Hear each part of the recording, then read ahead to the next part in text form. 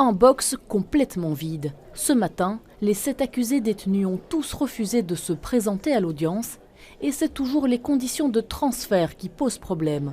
Ce mercredi, le commissaire général de la police fédérale est venu témoigner. Il devait expliquer pourquoi il imposait des fouilles à nu avec génuflexion, mais il n'avait pas les documents qui motivent et justifient ce genre de fouilles pour chaque accusé. Comment est-ce qu'on peut arriver à ce niveau d'incompétence, de venir devant une cour d'assises, on vous demande de vous expliquer, vous êtes en train de vous dire qu'il y a des documents qui sont quelque part dans un tiroir à la PJF. On se paye vraiment la tronche de tout le monde. On demande effectivement que les informations qui sont communiquées et la motivation soient réelles et que ce n'est pas simplement une motivation de pure forme. Et à partir du moment où on a une ordonnance qui condamne la manière dont sont transférés nos clients et qui donne des guidelines pour comment est-ce qu'on doit les transporter, eh bien nous devons la faire respecter. Les débats n'avancent pas, les avocats de la défense refusent même de poursuivre l'audience tant qu'ils n'ont pas les documents. Du côté des parties civiles, c'est la consternation. On est très fâchés de la situation actuelle où les avocats de la défense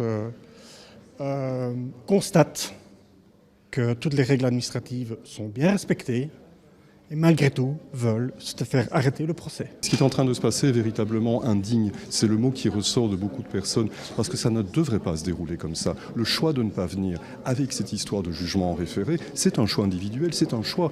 Dire qu'on les empêche de venir, c'est faux. La présidente de la Cour tente de trouver des solutions, mais fait face à un blocage.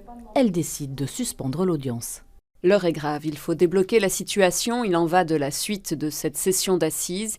Il faut arrêter ce jeu du chat et de la souris, cela ne va pas. L'audience reprendra demain à 9 h du matin. Si les accusés font une nouvelle fois l'objet de fouilles à nu, elles devront donc être motivées et justifiées par écrit et transmises à leurs avocats.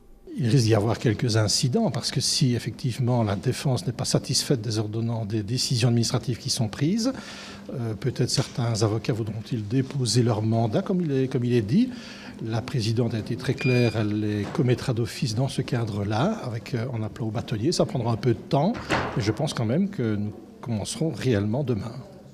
Mais nous n'aurons rien gagné si les accusés ne sont pas là. Si les débats se poursuivent, la Cour devrait enfin entendre les experts sur les premières constatations à Malbec.